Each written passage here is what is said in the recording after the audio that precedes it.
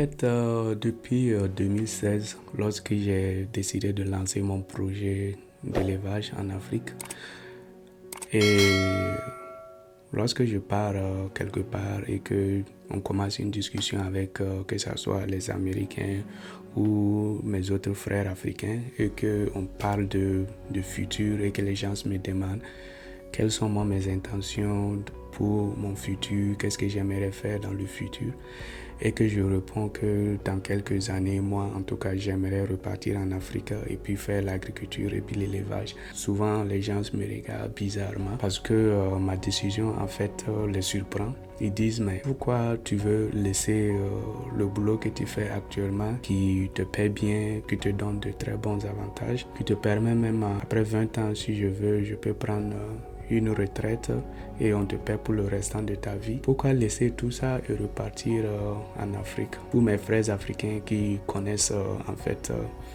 l'Afrique de l'Ouest, la plupart du temps me disent, mais Willy, pourquoi tu vas quitter les États-Unis pour repartir en Afrique de l'Ouest où c'est instable? Chaque jour, on parle de milliers de déplacés. On ne sait pas où ce conflit va nous amener. Pourquoi prendre tout ton argent, investir là-bas, prendre toute ta famille et puis repartir là-bas? Je sais que mes parents, même si je leur demande d'être sincères avec moi, je suis sûr qu'ils vont me dire, fils, reste aux États-Unis. Donc tu vois la situation du pays, nous-mêmes on est là ici, on se cherche. Je sais qu'ils vont me dire cela, mais ils savent comment est leur fils. Ils savent que lorsque leur fils prend une décision, c'est difficile de le convaincre de changer d'avis. Donc dans cette vidéo, je vais vous donner 3 bonnes raisons pourquoi moi j'ai décidé de laisser tous les avantages que j'ai ici aux États-Unis pour repartir en Afrique et puis faire l'agriculture et l'élevage. Je sais, j'ai commencé la vidéo en trompant, je ne me suis pas présenté. Je m'appelle Willy pour tous ceux qui regardent mes vidéos pour la toute première fois. Et sur ma chaîne, je parle d'agriculture, d'élevage, mais aussi de l'entrepreneuriat des jeunes africains. Comme je l'ai dit, dans cette vidéo d'aujourd'hui, je vais donner 3 raisons pourquoi moi, après avoir passé plusieurs années aux États-Unis, je décide de repartir en Afrique pour faire l'agriculture et l'élevage. L'une des premières raisons, en fait, c'est la présence d'opportunités. Je sais que beaucoup de gens vont dire, mais de quoi tu parles, Willy? Il n'y a rien à faire en Afrique. C'est la pauvreté, c'est le chômage. De quoi tu parles? Je sais.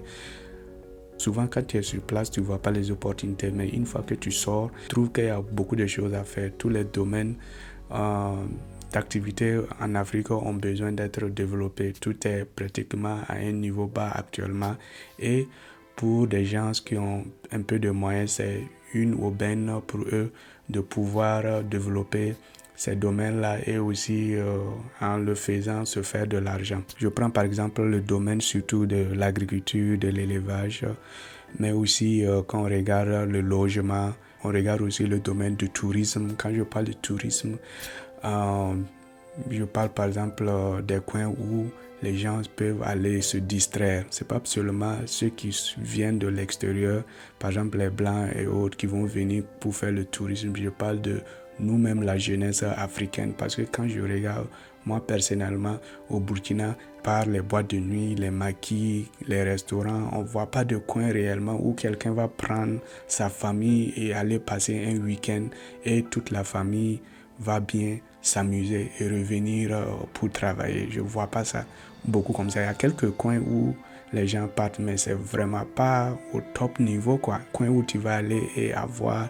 des très fortes sensations, où tu aimerais après encore repartir visiter parce que tu n'as même pas pu tout visiter en fait. Ce sont ces genres de projets que moi j'ai en tête. Donc la deuxième raison, c'est le bon vivre. Pour quelqu'un qui a vécu plus de 20 ans en Afrique et qui vient ici aux États-Unis, il sera un peu confronté au social parce que le social aux États-Unis et le social en Afrique, c'est complètement différent. Et lorsque moi je suis arrivé aux États-Unis, j'ai immédiatement su que moi je ne pourrais pas rester ici vivre le restant de ma vie parce que en Afrique, on a une façon de vivre qui est unique de notre genre et moi j'adore cela. Ici, tu peux faire des années même sans savoir qui est ton voisin. Alors qu'en Afrique, cela n'est pas possible. En Afrique, même nous-mêmes, on dit que ton voisin, c'est la première famille parce que lorsque quelque chose t'arrive, c'est ton voisin qui prend soin de toi avant que ta famille proche même n'arrive. En plus de ça, ici, il y a trop de pression qui joue trop sur le mental. Quand tu te lèves le matin, tu es prêt à aller au boulot. Quand tu arrives au boulot, tu travailles, on va bien t'exploiter. Tu reviens à la maison, tu es tout fatigué, tu dors. Le lendemain, c'est la même chose. Et lorsque tu as tes jours de repos, tu veux seulement rester à la maison parce que tu es tellement fatigué, tu n'as pas envie de sortir. Et en plus de cela, quand toi-même tu as ton jour de repos et que tu décides d'aller rendre visite à tes amis, souvent, eux, ils n'ont pas le même jour de repos. Donc, tu ne peux pas les voir. Tu peux faire même des mois sans voir physiquement tes amis parce que vous n'avez pas le même emploi de temps. Donc, c'est toi. Si tu as une famille, c'est toi et puis ta famille seulement. C'est vrai que souvent, vous pouvez prendre des congés et puis aller quelque part pour vous distraire un peu. Mais il y a combien de personnes aux États-Unis, je veux dire africains, qui ont des boulots qui les permettent d'aller en congé et qui sont payés. Il n'y a pas beaucoup de ces genres de boulot. La plupart des gens même ont peur même d'aller en congé parce que tu peux aller en congé et puis quand tu vas revenir, ton poste n'est plus disponible ou bien quand tu vas revenir, on va te diminuer tes heures. Donc les gens ont peur de partir en congé parce que c'est même pas des congés payés. Il faut que tu économises assez d'argent pour prendre des congés, aller te reposer un peu et probablement tu vas dépenser tous ces petites économies que tu as eu à faire. C'est pour ça que beaucoup d'Africains, quand ils viennent ici, ils ne repartent pas en Afrique et les parents se demandent mais pourquoi toi tu ne reviens pas en Afrique, telle personne, ils sont venus rendre visite à leur famille, pourquoi toi tu ne viens pas? C'est à cause de ça, c'est un risque qu'ils prennent pour venir vous rendre visite parce que c'est pas sûr que s'il revient, il pourra avoir son poste. Et ça c'est vraiment quelque chose que mentalement c'est vraiment difficile. Tu t'imagines, tu fais des années, 10 ans par exemple, sans pouvoir repartir voir tes parents en Afrique parce que tu n'as pas pu trouver un boulot stable ou bien tu as besoin de travailler beaucoup pour pouvoir supporter ta famille. Donc vraiment mentalement ça épuise et moi vraiment je suis pas prêt pour vivre comme ça le restant de ma vie. Donc c'est une des raisons aussi qui fait que je décide en fait de quitter tout ce stress-là et puis repartir dans mon Afrique ou en tout cas, je sais que je ne serai pas stressé comme ça. Et la dernière raison, c'est l'amour pour l'Afrique, l'amour pour mon pays, le Burkina Faso. Bien vrai, on dit que le prophète n'est jamais la bienvenue chez lui, mais je sais que les Africains ont compris, ils commencent à accueillir les frères et sœurs qui reviennent de l'étranger, qui reviennent de l'extérieur. Sinon, avant, quand tu repars, les gens te regardent d'un mauvais œil, les gens te critiquent, ils disent que tu as échoué, c'est pour ça que tu reviens. Mais les gens commencent à comprendre que non, on part, on se fait de l'argent, on revient et on participe au développement du pays en investissant. Les gens ont commencé à comprendre cela. Sinon, je vous assure que avant, quand tu pars à l'extérieur et que tu reviens, les gens pensent que vraiment c'est parce que tu réussis pas là-bas, c'est pour ça que tu reviens. Alors que non. Donc, il y a plein de gens en tout cas qui ont compris et qui repartent sans complexe. Je regardais une fois une émission où il y a un Malien qui était à l'extérieur, qui est rentré, qui est dans l'élevage aussi. Et il dit que souvent les gens lui demandent mais c'est quand tu repars dans ton pays. Lui-même, il se sent frustré et gêné que les gens lui posent ce genre de questions parce qu'il est malien et les gens lui demandent mais c'est quand tu repars dans ton pays. C'est comme si lui, on le traite maintenant d'étranger dans son propre pays. Mais je pense que les gens vont comprendre au fur et à mesure parce qu'il y a beaucoup d'Africains qui, en fait, qui sont en train de repartir. Donc, de la même manière que certains Africains ont le courage de repartir, investir en Afrique. Moi aussi, en tout cas, j'aimerais contribuer au développement de l'Afrique, au développement de mon pays. Il faut que les Africains le sachent, les Européens, les Asiatiques, les Américains, ils ne vont pas quitter leur pays pour venir nous aider à nous développer. Il faut que ce soit nous-mêmes qui fassions cela. Les gars, ils vont venir, c'est des intérêts, ils veulent, quand ils auront ce qu'ils veulent, ils vont repartir, peu importe dans quel état seront nos pays, ils s'en fichent, ils vont repartir dans leur pays. Mais nous, on a un seul pays, on n'a nulle part pour aller et je sais que la diaspora africaine, on a un grand rôle à jouer dans le développement de l'Afrique. Et je sais qu'avec l'expérience que j'ai acquise ici aux États-Unis, je pourrais aller et puis transmettre cela à la jeunesse africaine. C'est vrai que, comme je l'ai dit au début, quand je parle aux gens de mon projet, il y a d'autres vraiment qui disent des choses souvent. Je sais que c'est vrai. C'est pas dans leur intention de me décourager, mais ils disent la vérité. Je sais cela.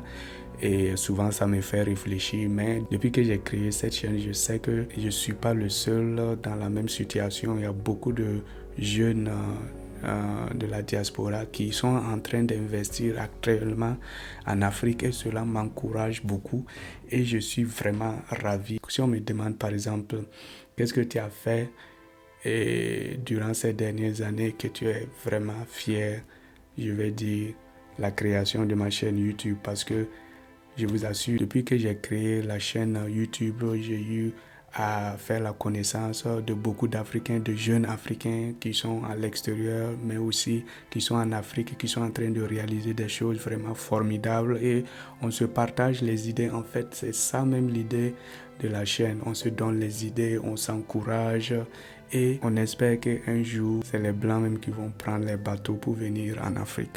Parce que ceux qui n'ont pas encore compris, qui minimisent l'Afrique, qui ne veulent pas investir en Afrique, je vous dis, dans les 50 ans à venir, même pas 50 ans, disons même dans les 20 ans à venir, vous allez voir que l'Afrique, là, on va se développer parce que la jeunesse africaine, la conscience est en train de changer.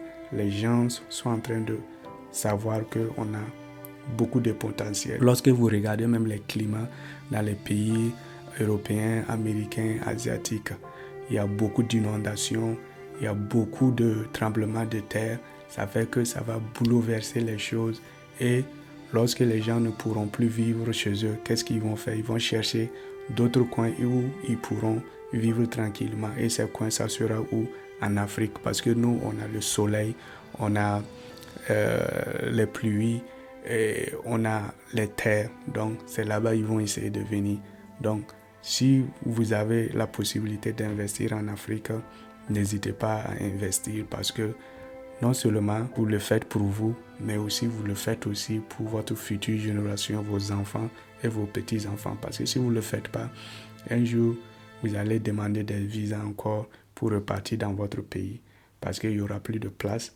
Les gens auront acquis toutes les terres. Il n'y aura plus de terres à acheter. Donc c'est le moment où tout le monde continue à négliger l'Afrique. Profitez-en pour vraiment vous lancer dans le domaine où vous pensez que vous pourrez apporter quelque chose. Donc les amis, c'est ce que j'avais pour vous pour la vidéo de cette semaine. Si tu es nouveau sur la chaîne, n'oublie pas de t'abonner sur la chaîne pour que tu ne rates pas mes futures vidéos. Et merci à tous ceux qui continuent à cliquer sur like, à partager mes vidéos, à tous ceux qui m'envoient des messages de soutien, à tous ceux qui m'envoient des messages pour me donner des idées. Merci à tous. On se retrouve la semaine prochaine pour une nouvelle vidéo. Bye bye.